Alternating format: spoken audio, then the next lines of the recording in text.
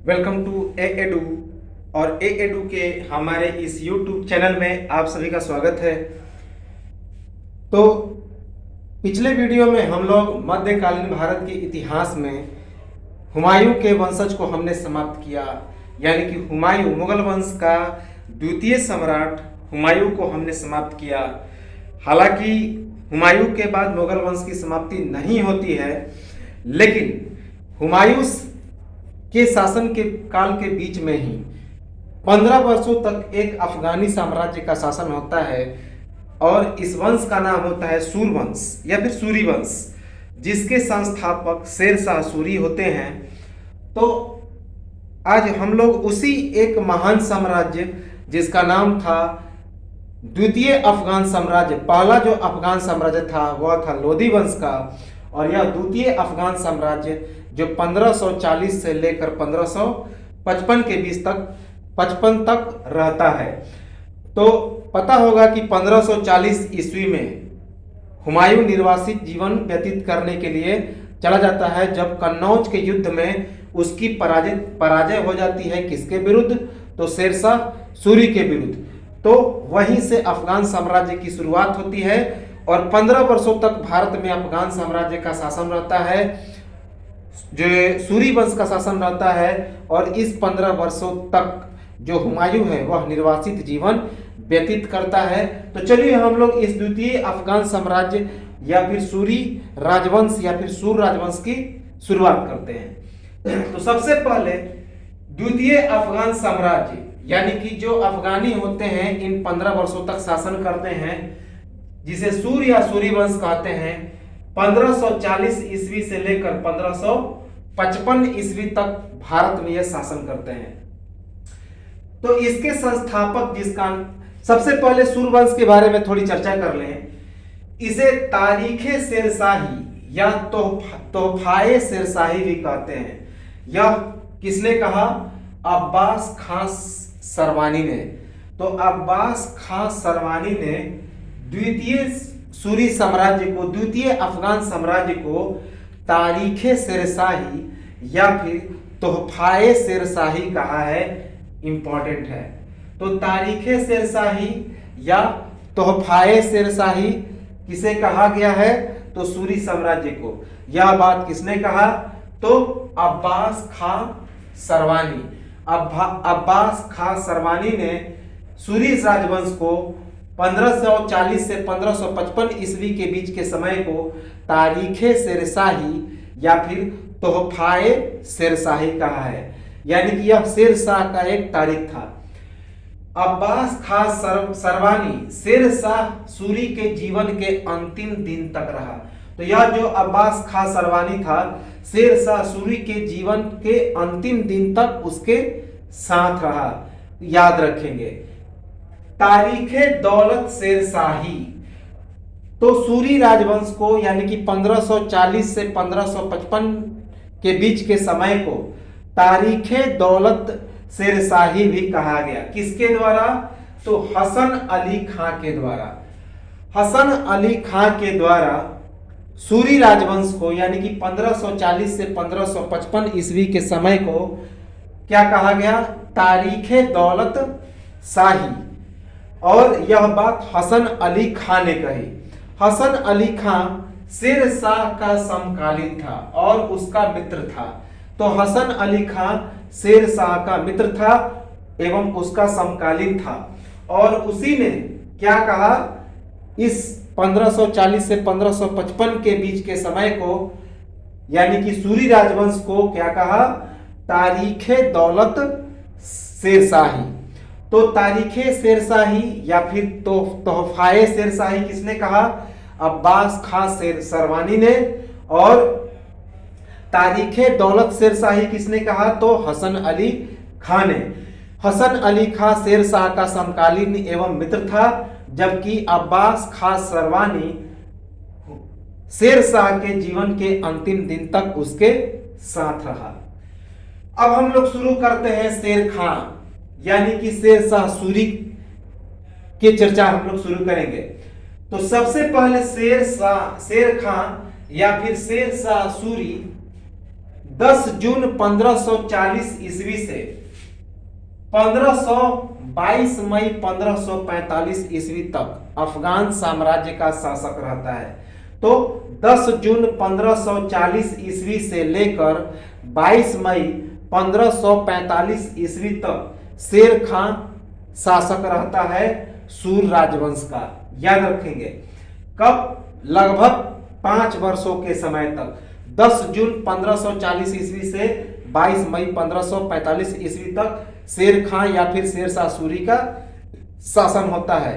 यह अफगान साम्राज्य का संस्थापक होता है। तो सबसे पहला क्वेश्चन तो यहीं पे है, द्वितीय अफगान साम्राज्य सूर या सूरी वंश का संस्थापक। याद रखेंगे यह जो द्वितीय अफगान साम्राज्य है जिसे सूर या सूरी वंश कहते हैं, तो उसका संस्थापक कौन था?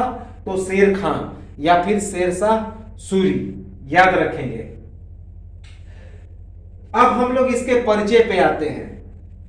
तो सबसे पहले कि शेर खान का जन्म 1472 ईस्वी को हुआ था। कहां पे?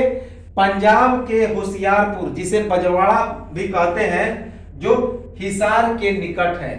तो 1472 ईस्वी में पंजाब के होशियारपुर, जिसे बजवाड़ा भी कहते हैं, यह हिसार के पास है, वहीं पे इसका जन्म हुआ।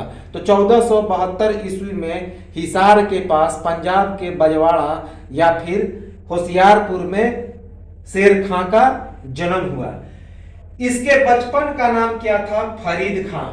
तो फरीद खान शेर शाह सूरी के बचपन का नाम था। याद रखेंगे, ये आया हुआ फैक्ट है कि शेर खान के बचपन का क्या नाम था? तो फरीद खान। फरीद के नाम से भी वह प्रसिद्ध था। याद रखेंगे। इसके पिता, शेर शाह के पिता मियां हसन खां सूरी थे। याद रखेंगे कि शेर शाह सूरी के पिता का नाम क्या था? मियां हसन खां सूरी। ये बिहार के रोहतास जिले के सहसराम, जिसे आज सासाराम कहा जाता है, और ख्वासपुर की जागीरें मिली थी। तो जो पिता थे शेर शाह सूरी के, फरीद खां के, तो फरीद खां के पिता का नाम था मियां हसन खां सूरी, और ये बिहार के रोहतास जिले के सासाराम, जिसे पहले सहसराम कहा जाता था, के और ख्वासपुर के जागीरदार थे। याद रखेंगे। तो जो शेर खां के पिता थे, यानी कि शेर शाह सूरी के पिता या फिर फरीद खां के पिता का नाम क्या था?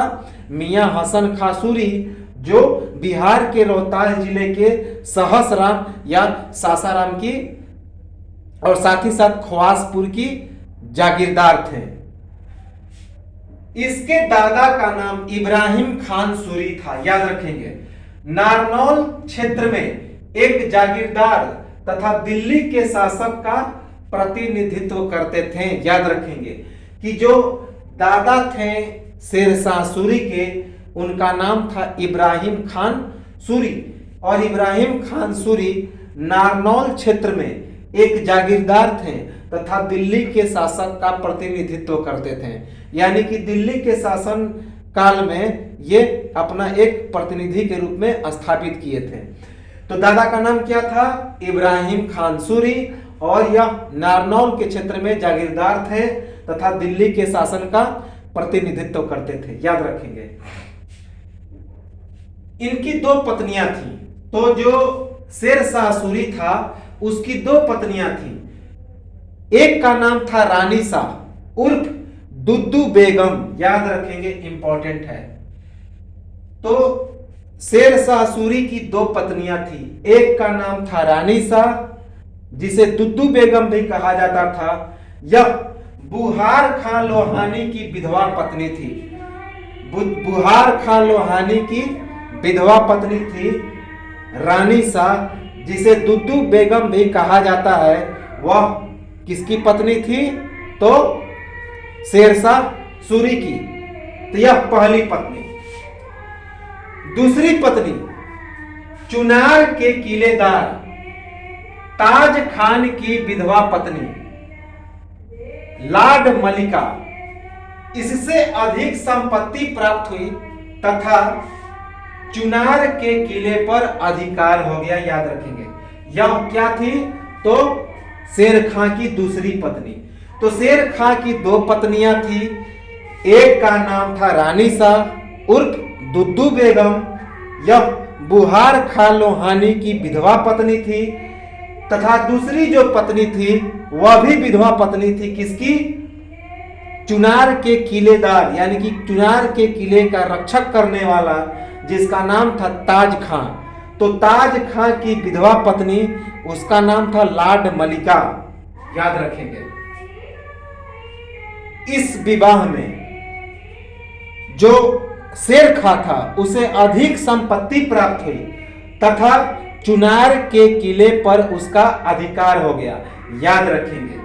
तो शेर खां की कितनी पत्नी? दो पत्नी, एक का नाम था रानी शाह उर्फ दुद्दू बेगम, यह बुहार खां लोहानी की विधवा पत्नी थी, तथा दूसरी जो पत्नी थी वह चुनार के किलेदार ताज खां की विधवा पत्नी थी, और इसका नाम क्या था? लाड मलिका। इससे अधिक संपत्ति प्राप्त हुई तथा चुनार के किले पर भी शेर खां का अधिकार हो गया। याद रखेंगे। पिता पंजाब के अफगान सरदार एवं रईस जमाल खां की सेवा में थे। तो जो इन्हें जागीरदारी मिली थी इसके पिता को, तो इस पिता को एक और कार्यभार मिला था। पंजाब के एक अफगान सरदार एवं रईस, जिसका नाम था जमाल खां, उसकी सेवा में पिता थे।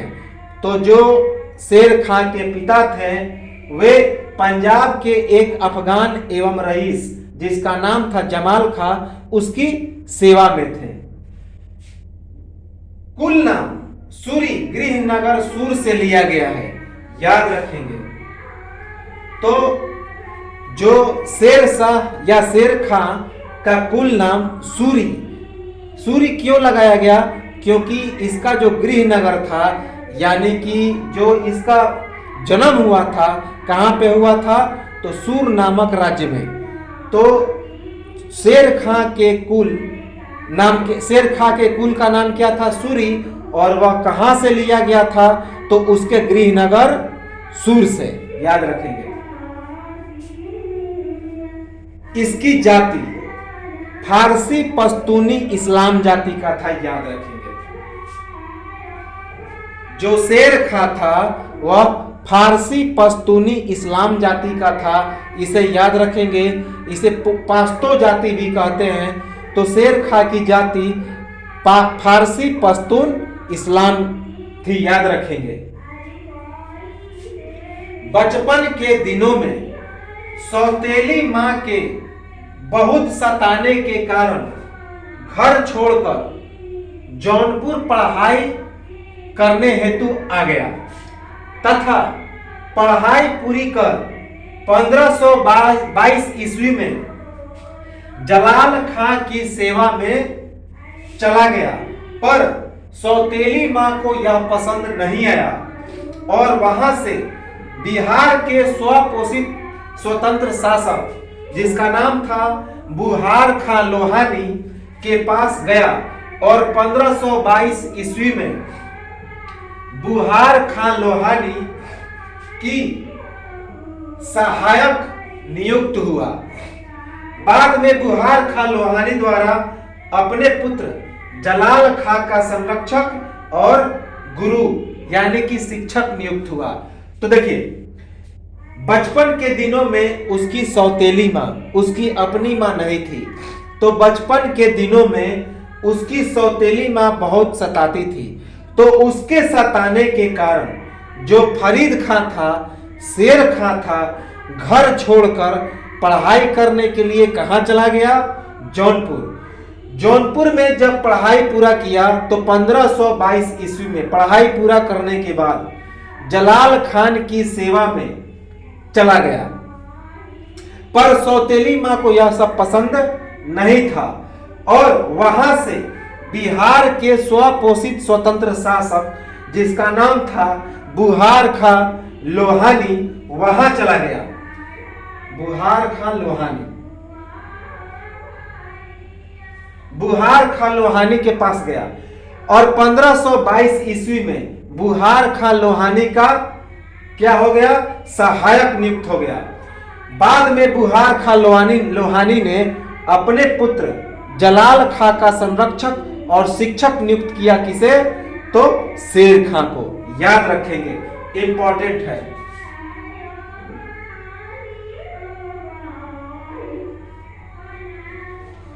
तो क्या हमने बताया कि बचपन के दिनों में उसकी सौतेली माँ, जो शेर खां थी, उसकी सौतेली माँ उसे काफी सताती थी, क्योंकि उसकी अपनी माँ नहीं थी। तो इसी सताने के कारण वह पढ़ाई करने के लिए कहाँ चला गया, जौनपुर चला गया। 1522 ईस्वी में जब इसकी पढ़ाई खत्म होती है तो जौनपुर से वह जलाल खान की सेवा में चला जाता है। लेकिन सौतेली माँ को यह भी पसंद नहीं आता है, तो वहां से भी वह चला जाता है कहां पे, बिहार के स्वपोषित स्वतंत्र शासक बुहार खान लोहानी के पास। और 1522 ईस्वी में बुहार खान लोहानी का वह सहायक नियुक्त होता है।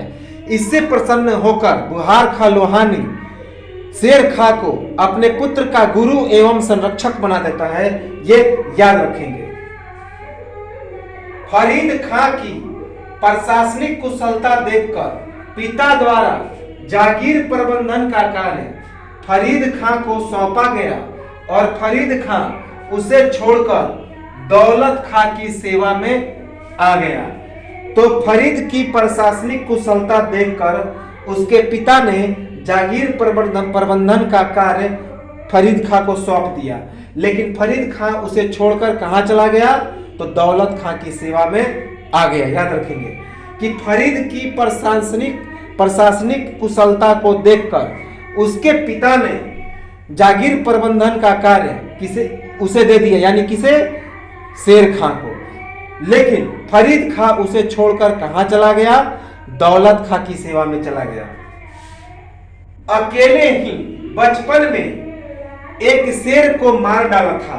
इसी कारण बुहार खान लोहानी, जिसका एक और नाम था मोहम्मद शाह, उसने किस चीज की उपाधि दी, तो शेर खां की उपाधि दी। यह आया हुआ प्रश्न है, याद रखेंगे कि शेर खां की उपाधि किसने दी, तो बुहार खान लोहानी ने, जिसका एक और नाम था मोहम्मद शाह। क्यों दिया, कि अकेले ही बचपन में एक बार फरीद खां ने एक शेर को अकेले ही मार गिराया था।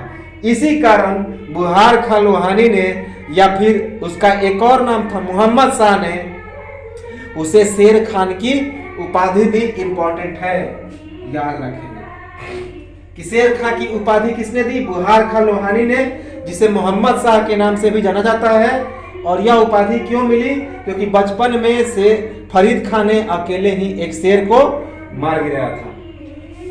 1527 से 1528 ईस्वी के बीच बाबर की शिविर में गया। याद रखेंगे कि 1527 से 1528 ईस्वी के बीच यह जो फरीद खां था, कहां गया, बाबर की शिविर में। याद रखेंगे। बुहार खान लोहानी की मृत्यु हो जाती है कब, 1528 ईस्वी में। बिहार का सूबेदार यानी कि राज्यपाल नियुक्त होता है। तो 1528 ईस्वी में बुहार खान लोहानी की मृत्यु हो जाती है और इसके बाद वह बिहार का एक विशेष तौर पर सूबेदार नियुक्त हो जाता है, यानी कि बिहार की वास्तविक जिम्मेवारी उसे सौंप दी जाती है। तो 1528 ईस्वी में जैसे ही बुहार खान लोहानी की मृत्यु हो जाती है, तो उसके बाद 1528 ईस्वी में ही शेर खां बिहार का सूबेदार यानी कि राज्यपाल नियुक्त हो जाता है। याद रखिए। इसका राज्याभिषेक यानी कि शेर खां का राज्याभिषेक 10 जून 1540 ईस्वी को होता है। किस नाम से, शेर शाह सुल्ताने आदिल के रूप में। याद रखेंगे।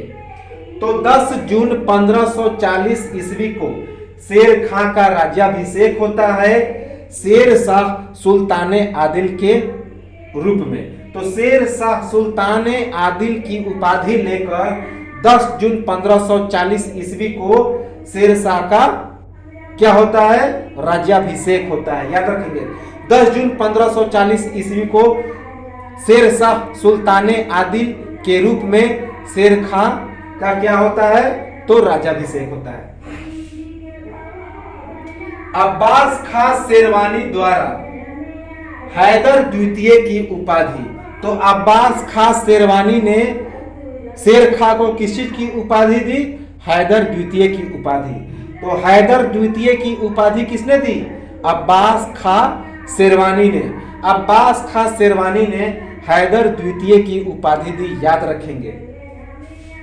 शिक्षा, जौनपुर में तथा जौनपुर में शिक्षा के दौरान सिराजे हिंद की उपाधि, इंपॉर्टेंट है, ये फैक्ट आया हुआ है कि जो शिक्षा हुआ था, अभी हमने बताया कि जौनपुर में शिक्षा पूरी करने के बाद 1522 ईस्वी में जलाल खां की सेवा में चला जाता है।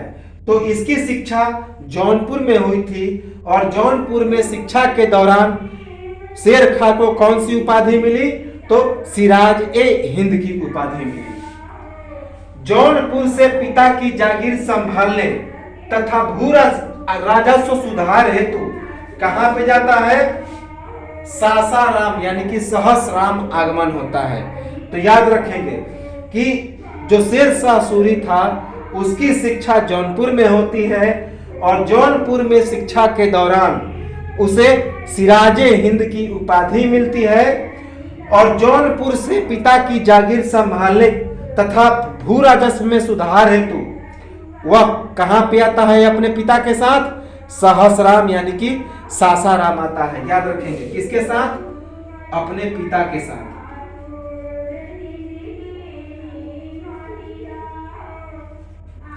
तो अपने पिता के साथ भू राजस्व को सुधारने के लिए और अपने पिता की जागीर को संभालने के लिए वह कहां पे आता है, अपने पिता के साथ, तो सहसराम या फिर सासाराम। और शिक्षा के दौरान जौनपुर में चूंकि शिक्षा हुई थी शेर खां की और वहीं पे उसे एक उपाधि मिलती है, क्या नाम था उपाधि का, सिराजे हिंद। 67 वर्ष की उम्र में सूरी वंश की नींव, याद रखेंगे इंपॉर्टेंट है, 67 वर्ष की उम्र में सूरी वंश की नींव रखा था। तो सूरी वंश की नींव कब रखा, 67 वर्ष की उम्र में, याद रखेंगे। अब हम लोग इसके सैन्य प्रशासन पर आते हैं। आज हम लोग कुछ सैन्य प्रशासन को देखेंगे, अगले वीडियो में पूरा सैन्य प्रशासन देखेंगे। उसके बाद हम लोग इसके कुछ सार्वजनिक कार्य को देखेंगे। बहुत अच्छे अच्छे कार्य किए इसने, इसीलिए इसकी तुलना अकबर से की जाती है, यानी कि इसके शासनकाल को दिल्ली सल्तनत और मुगल से भी अच्छा माना जाता है। तो सैन्य प्रशासन में हम लोग देखें कि 1528 ईस्वी में बाबर की तरफ से चंदेरी की युद्ध में बाबर का साथ दिया था। तो चंदेरी के युद्ध में बाबर की तरफ से युद्ध किया था। तो बाबर के बारे में जब हम लोगों ने चर्चा किया था तो चंदेरी के युद्ध के बारे में हमने डिटेल में चर्चा किया था। तो चंदेरी के युद्ध 1528 ईस्वी में शेर खां ने बाबर की तरफ से लड़ाई लड़ा। तो 1528 ईस्वी में चंदेरी का युद्ध हुआ और शेर खां बाबर की तरफ से युद्ध लड़ा, इंपॉर्टेंट है, याद रखेंगे।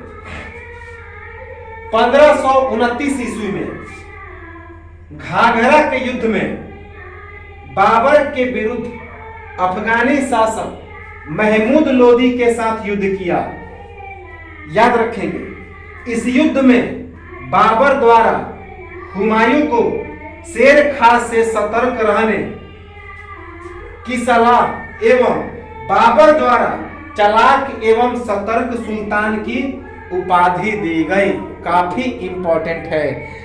तो याद रखेंगे कि 1529 ईस्वी में हमने बाबर के वीडियो में बताया था कि 1529 ईस्वी में बाबर का युद्ध हुआ था किसके साथ, महमूद लोदी के साथ। और इस महमूद लोदी की सहायता किसने की थी, तो इसी शेर खान ने की थी। तो 1529 ईस्वी में घाघरा के युद्ध में बाबर के साथ किसका युद्ध हुआ था? तो महमूद लोदी का। और महमूद लोदी का सहायक बना था कौन? शेर खां।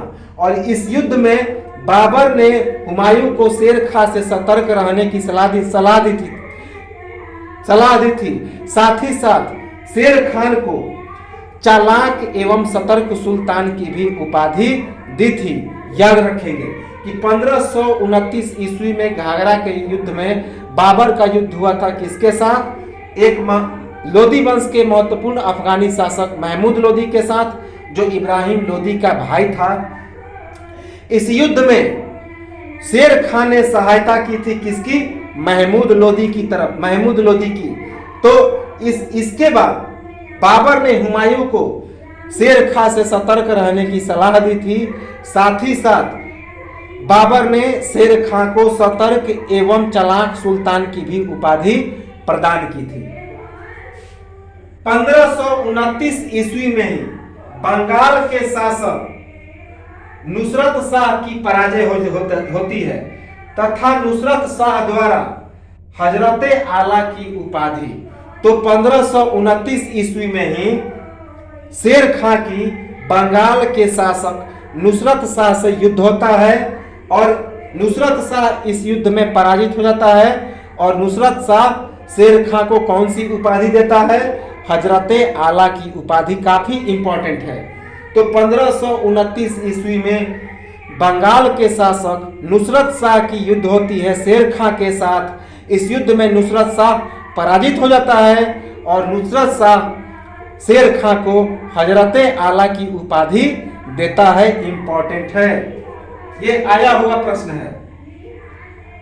1538 ईस्वी में बंगाल की राजधानी गौड़ पर कब्जा करता है और इस गौड़ का नाम क्या रखता है? जन्नताबाद। याद रखेंगे, यह हमने हुमायूं के वीडियो में, पिछले वीडियो में इसे बताया है जब हम लोग हुमायूं के बारे में चर्चा कर रहे थे कि 1538 ईस्वी में शेर खां बंगाल की राजधानी गौड़ पर हमला करता है और गौड़ पर कब्जा कर लेता है और इस गौड़ का नाम बदलकर क्या रखता है? जन्नताबाद, क्योंकि यह जन्नत था यानी कि स्वर्ग था। तो 1538 ईस्वी में बंगाल की राजधानी गौड़ पर अभियान करता है, हमला करता है और गौड़ पर कब्जा करता है और इस गौड़ का नाम बदलकर क्या रखता है? जन्नताबाद। क्या? जन्नताबाद, क्योंकि यह जन्नत था। तो इस प्रकार आज के वीडियो में हमने देखा सूरी वंश की शुरुआत की और कुछ सैन्य अभियान देखे एवं शेर शाह सूरी के, जो कि इस सूरी वंश का संस्थापक था, द्वितीय अफगान साम्राज्य का संस्थापक था। इसके पूरे परिचय को देखा। अगले वीडियो में हम लोग इसके सैन्य प्रशासन को आगे बढ़ाएंगे। इसके बाद इसके कुछ सार्वजनिक कार्यों को देखेंगे और साथ ही साथ इसके मृत्यु एवं कथन के बारे में देखेंगे। और इसके बाद इस सूरी वंश के कुछ और शासक हैं, कुल 7 शासक होते हैं, तो उसके बाद हम लोग 6 शासक को भी देख लेंगे डिटेल में, जो कि थोड़े थोड़े बहुत हैं, ज़्यादा नहीं है। तो मुख्य शासक यही है, प्रश्न इसी से आते हैं। तो चलिए आप लोग एक इसका स्क्रीनशॉट ले लें और सबसे इम्पोर्टेंट कि जिसको ज़रूरत हो तो अगले दोस्तों को भी इसे शेयर करें ताकि उसको भी मध्यकालीन भारत का इतिहास पूरा डिटेल में पढ़ ले। और लाइक, शेयर और कमेंट करते रहें। तो एक स्क्रीनशॉट ले लें और मिलते हैं हम लोग अगले वीडियो में। तब तक के लिए नमस्ते।